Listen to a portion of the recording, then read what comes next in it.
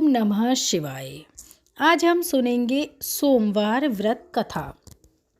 किसी नगर में एक धनी व्यापारी रहता था। दूर दूर तक उसका व्यापार फैला हुआ था। नगर के सभी लोग उस व्यापारी का सम्मान करते थे। इतना सब कुछ संपन्न होने के बाद भी वह व्यापारी बड़ा दुखी था, क्योंकि उसके कोई पुत्र नहीं था, जिस कारण अपनी मृत्यु के पश्चात व्यापारी के उत्तराधिकारी की चिंता उसे हमेशा ही सताती रहती थी। पुत्र प्राप्ति की इच्छा से व्यापारी प्रत्येक सोमवार भगवान शिव की व्रत और पूजा करता था और शाम के समय शिव मंदिर में जाकर शिव जी के सामने घी का दीपक जलाता था। उसकी भक्ति देखकर माँ पार्वती प्रसन्न हो गईं और भगवान शिव से उस व्यापारी की मनोकामना पूर्ण करने का निवेदन किया। भगवान शिव बोले, इस संसार में सबको अपने कर्मों के अनुसार ही फल की प्राप्ति होती है। जो प्राणी जैसा कर्म करते हैं उन्हें वैसा ही फल मिलता है।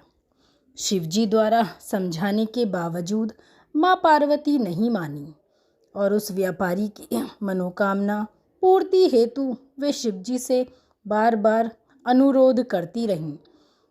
अंततः माता के आग्रह को देखकर भगवान भोलेनाथ को उस व्यापारी को पुत्र प्राप्ति का वरदान देना ही पड़ा। वरदान देने के पश्चात भोलेनाथ माँ पार्वती से बोले, आपके आग्रह पर मैंने पुत्र प्राप्ति का वरदान तो दे दिया, परंतु इसका यह पुत्र 16 वर्ष से अधिक समय तक नहीं जिएगा। उसी रात भगवान शिव उस व्यापारी के स्वप्न में आए और उसे पुत्र प्राप्ति का वरदान दिया और उसके पुत्र के 16 वर्ष तक जीवित रहने की बात भी उसे बता दी। भगवान के वरदान से व्यापारी को खुशी तो हुई, लेकिन पुत्र की अल्पायु की चिंता ने उसकी खुशी को नष्ट कर दिया। व्यापारी पहले की तरह सोमवार के दिन भगवान शिव का विधिवत व्रत करता रहा। कुछ महीनों के बाद उसके घर एक अति सुंदर बालक का जन्म हुआ और घर में खुशियां ही खुशियां भर गईं। बड़ी ही धूमधाम से पुत्र के जन्म का समारोह मना, परंतु व्यापारी को पुत्र जन्म की अधिक खुशी नहीं हुई, क्योंकि उसे पुत्र की अल्पायु के रहस्य का पता था। जब पुत्र 12 वर्ष का हुआ तो व्यापारी ने उसे उसके मामा के साथ पढ़ने के लिए वाराणसी भेज दिया। लड़का अपने मामा के साथ शिक्षा प्राप्ति हेतु चला गया।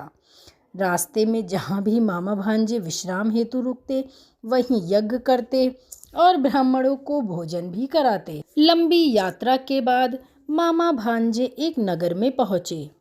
उस दिन नगर के राजा की कन्या का विवाह था, जिस कारण पूरे नगर को सजाया गया।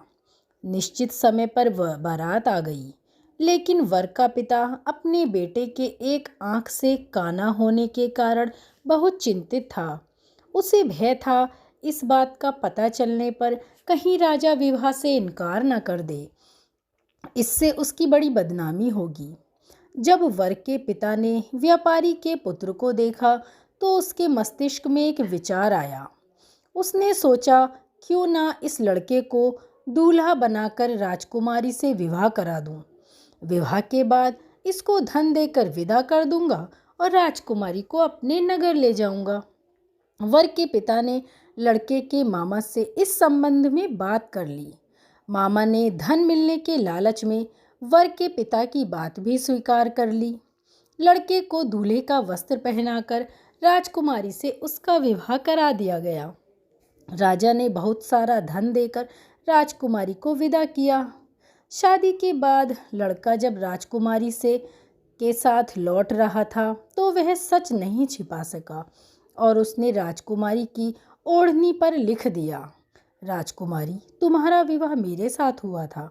मैं तो वाराणसी पढ़ने जा रहा हूँ। अब तुम्हें जिस नवयुवक की पत्नी बनना पड़ेगा वह काना है। जब राजकुमारी ने अपनी ओढ़नी पर लिखा हुआ पढ़ा तो उसने काने लड़के के साथ जाने के लिए मना कर दिया और जब राजा को यह बात पता चली तो उसने राजकुमारी को महल में ही रख लिया। उधर लड़का अपने मामा के साथ वाराणसी पहुंच गया और गुरुकुल में पढ़ना शुरू कर दिया। जब उसकी आयु 16 वर्ष की हुई तो उसने यज्ञ किया। यज्ञ के समाप्ति पर ब्राह्मणों को भोजन कराया और खूब अन्न वस्त्र दान किए। रात को वह अपने शयन कक्ष में सो गया। शिव के वरदान के अनुसार शयनावस्था में ही उसके प्राण पखेरु उड़ गए। सूर्य उदय पर मामा मृत भांजे को लेकर रोने पीटने लगा। आसपास के लोग वहां इकट्ठे हो गए। लड़के के मामा के रोने और विलाप करने के स्वर समीप से गुजरते हुए भगवान शिव और माता पार्वती ने भी सुने। माता पार्वती ने भगवान से कहा, प्राणनाथ, मुझे इसके रोने के स्वर सहन नहीं हो रहे, आप इस व्यक्ति के कष्ट को दूर करें।